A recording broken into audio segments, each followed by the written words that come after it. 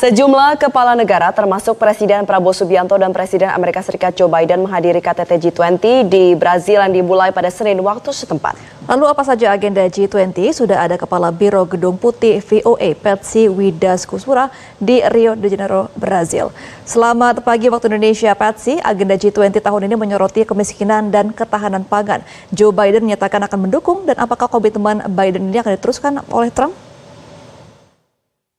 Ya, ini pertanyaan besar yang ada di benak banyak diplomat di KTT G20 dan juga di KTT APEC yang barusan saja dihadiri oleh baik Presiden Prabowo maupun Presiden Joe Biden. Seperti Anda katakan tadi, Presiden Prabowo baru saja sampai di hotelnya. Kebetulan ini hotel yang sama dengan tempat saya menginap karena saya akan mendampingi terus Presiden Biden.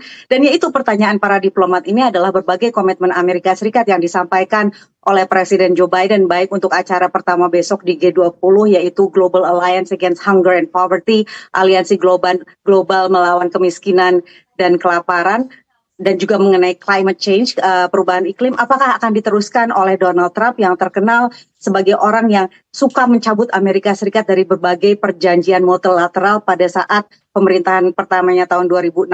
Kita ingat dia mencabut Amerika Serikat dari perjanjian iklim Paris, dan kemudian juga mengurangi banyak sekali sumbangan-sumbangan maupun dukungan dana Amerika Serikat untuk pembangunan negara-negara global south seperti Indonesia. Jadi ini adalah pertanyaan besar dan kami pun menanyakan kepada pejabat Gedung Putih. Saya kebetulan ikut dalam rombongan wartawan yang terbang dari Washington DC ke 5 beberapa hari yang lalu.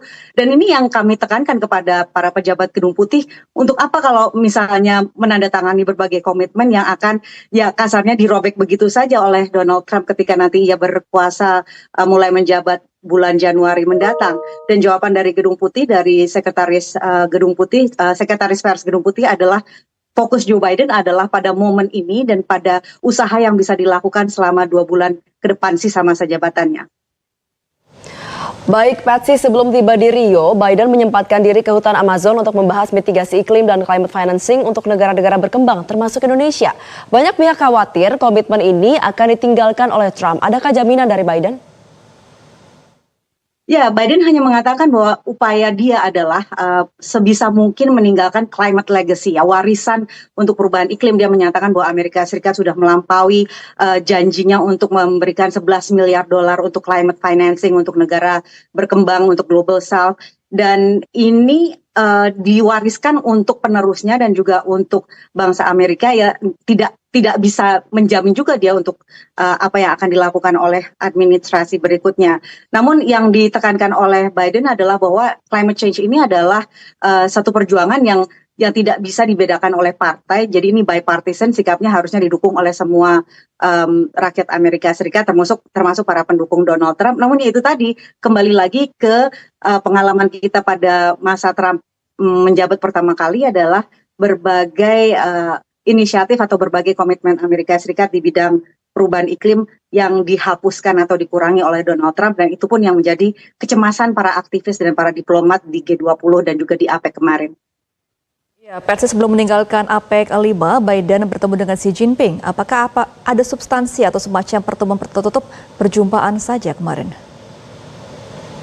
Ya, ini kan adalah salah satu hubungan yang harus di-manage, ya, hubungan antara dua kekuatan adidaya Amerika Serikat dan China yang banyak sekali sebetulnya potensi-potensi friksi, baik itu untuk isu Taiwan, untuk isu Laut Cina Selatan, dan juga isu tarif. Ini yang menjadi perhatian besar para diplomat di sini karena menjelang sekali lagi pemerintahan Trump yang akan datang, yang pada saat dia menjabat pertama kali kan ada perang dagang, perang tarif antara Amerika Serikat dan China. Ini yang dikhawatirkan, dan ini pertemuan Biden dengan Xi Jinping yang kemarin yang terakhir kali ini adalah untuk basically menekankan apa saja yang sudah dicapai di antara kedua pemimpin ini dalam mengelola hubungan rivalry, persaingan yang sangat kompleks dan rumit ini. Namun juga ada beberapa isu yang menjadi iritan dari Amerika Serikat yang diangkat oleh Joe Biden, termasuk misalnya isu hacking. China dituduh untuk melakukan hacking terhadap ponsel yang digunakan oleh para petugas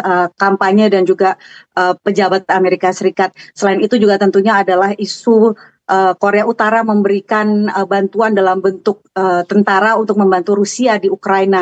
Jadi berbagai isu global ini dibahas oleh kedua pemimpin tersebut, namun juga tentunya adalah it's a farewell tour. Ini adalah cara Joe Biden untuk menyampaikan menutup perjumpaannya dengan para pemimpin di panggung dunia ini, termasuk oleh Xi Jinping. Baik, terima kasih Kepala Biro Gedung Putih VOA Patsy Widakuswara atas informasi Anda. Selamat kembali bertugas.